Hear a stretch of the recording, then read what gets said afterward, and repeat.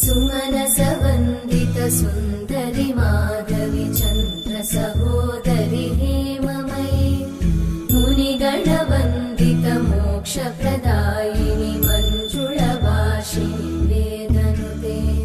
पङ्कजवासिनि देव सुपूजित सद्गुणवर्षिणि शान्तियुते जय जय हे मधुसूदन कामिनि आदिलक्ष्मि जय पालय माम्।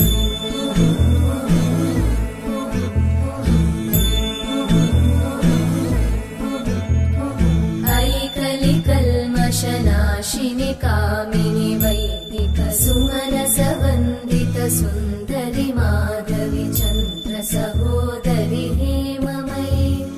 मुनिगणवन्दित मोक्षप्रदायिनि मञ्जुळवासिनि वेदनुते पङ्कजवासिनि देव सुपूजित